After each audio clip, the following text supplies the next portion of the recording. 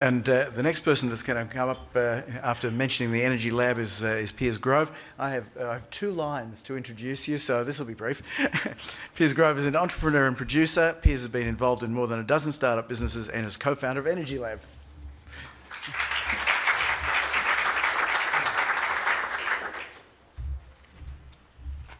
Thank you very much. It's wonderful to be at Summer Studies. This is the first audience we've actually stood up and spoken to about Energy Lab and where we're going and how we've arrived at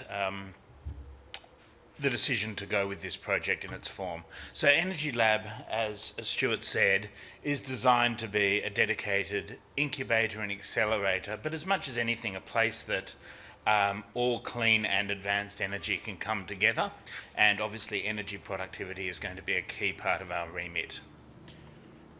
To begin with, I mean, there is no doubt that there is a ridiculous vast wealth of innovation in this country in terms of what's coming out of our universities and our R&D institutions. But from an entrepreneurial perspective, frankly, one of the best things you could do in this country if you are a young energy entrepreneur is buy yourself a plane ticket and go to California or go to Europe or go to Asia. And that is, given our capacity and history of innovation, a fairly sad state of things. So Energy Lab was really brought about to create the infrastructure, the network, the resources to try and keep that IP in Australia and commercialise it. So what does that actually require? We need access to early stage capital. We need a network of advisors and entrepreneurs and investors. We need opportunities for early stage companies to come together and collaborate. For those that have been involved in startups before, they would understand that very often the first idea is a miserable failure to be forgotten, but the person you're sitting next to might be able to couple with your idea. So that sort of space where collaboration can actually occur is absolutely essential. We need the participation of the existing industry players. This is not a competitive situation, at least from the perspective of the entrepreneurs. This is a space where we can all play together and create really interesting new markets and products and services. And we also need infrastructure that we can share.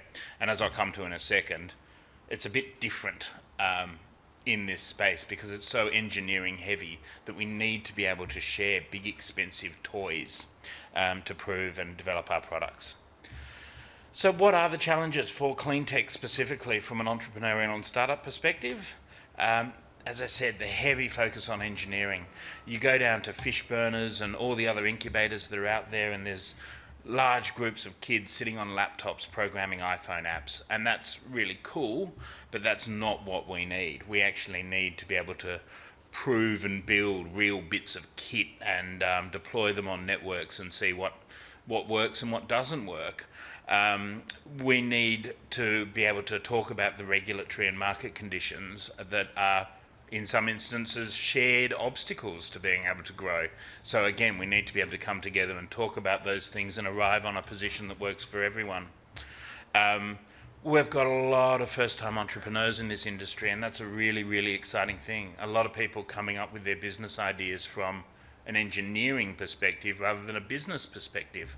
So we've got to be able to put really cool heads around them, people who can advise on your models and your legal structures and your investments and all the stuff which is much more about starting a business and being an entrepreneur than it is about being an engineer and developing a really cool new idea. We need really big integration with research and development and the works that's coming out of our universities. That's the stuff that's the gold which we can commercialise and share with the world. So they really have to be close with them.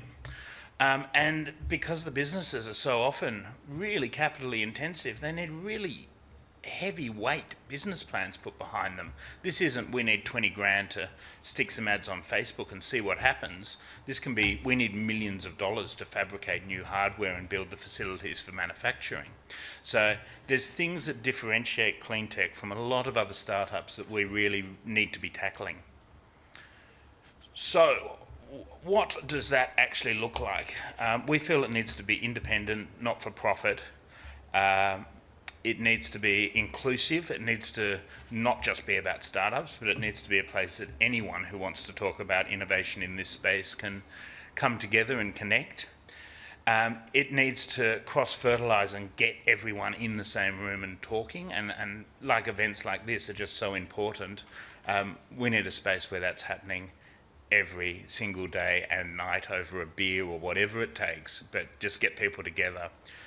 We need that common working space where we can all sit down and actually share the pain and the glory of going through what will probably be one of the most exciting industries of our lifetime, and one of the most important to our economy. And we need an entrepreneurial culture which has got access to entrepreneurs that have both failed and succeeded in the past. And the focus has to be on building scalable businesses that are, much to Simon's delight, capable of creating jobs and creating new exports. So our solution is Energy Lab, and we're looking forward to launching in somewhere June or July this year, depending on logistics. And we're going to be doing 4 things. We're going to be trying to create that space where everyone can come together and connect. So lots of events, an annual summit where we all get together and celebrate all the cool things we've actually done this year and promote them to the world. An incubator, no judgment. If you've got an idea, don't start it in your bedroom. Come in, sit with us, sit with other entrepreneurs.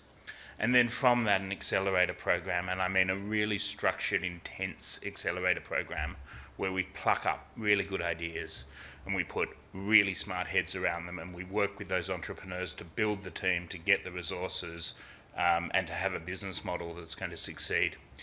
And finally, we've got to give them access to money. So we also intend to build an early stage investment in that sort of $500,000 to $5 million, which is more than you can sponge out of your parents and your mates, but too little to go to a major investor for. We really want to bridge that space so that these entrepreneurs can bring their ideas to scale and take them to the world. So look, we are really excited to be part of EPIC and to be working with UTS and Sustainable Futures. Productivity is just going to be such a key part of what we're doing. And to that end, the work we've done with Stuart and Chris and Bridget and Danny and Ed has just been tremendous. So please, if you've got any ideas or any interest, please come along to our website at energylab.net.au. It's a dreadful website, but you can download a brochure and you can send us an email. Thank you very much. I'll answer any questions when we get to the panel bit.